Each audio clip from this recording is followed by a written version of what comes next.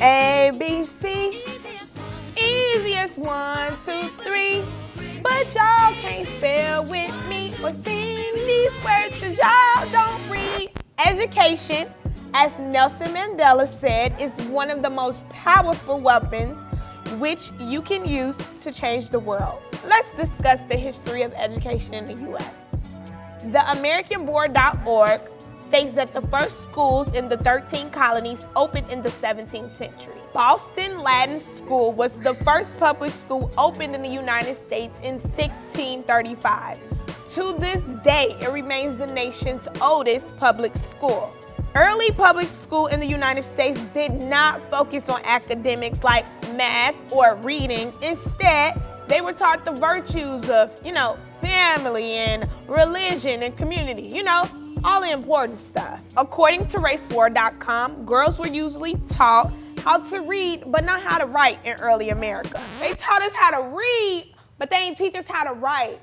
I am completely and utterly disgusted with y'all. Y'all just wow. Y'all just crazy. By the mid-19th century, academics became the sole responsibility of public schools.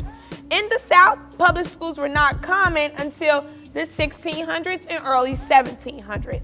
Throughout the 1960s, the United States had a racially segregated system of schools. This was despite the 1954 Brown versus Board Supreme Court ruling. By the late 1970s, segregated schooling in the United States was eliminated. It's funny that y'all said we were segregated. It's funny, but I'm not laughing. Our schools are integrated, and our fucking communities are horrible, but they're segregated. Let's dig a little deeper, shall we? In 2001, the United States entered an era of accountability and reform with the institution of the No Child Left Behind law. Now it is called Every Student Succeeds Act.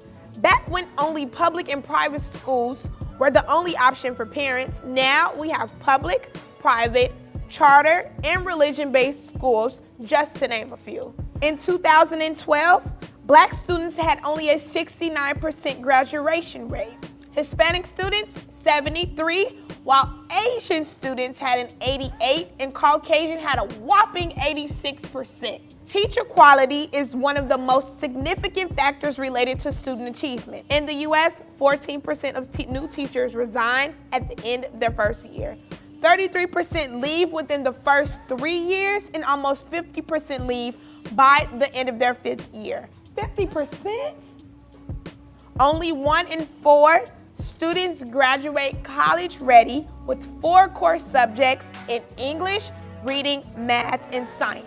30 years ago, America was the leader in quality and quantity education.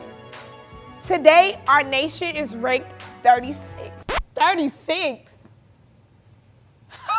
Some of the leaders in quality and quantity education: Australia, Singapore, South Korea, and the UK.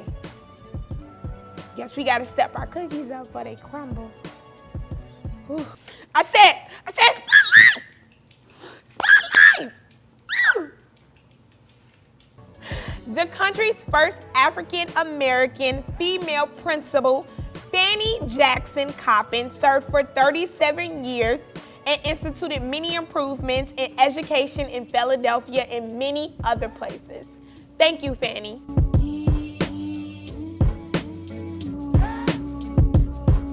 Thank you, Kayla. That was an excellent question. What Bessie DeVoe has done for education?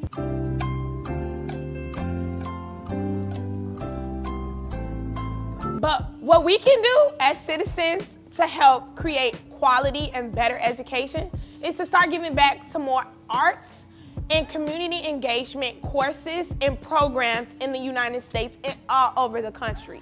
Do you know how many art students be raw? Conclusively, being educated does not mean acquiring an education in an institution, also known as a school.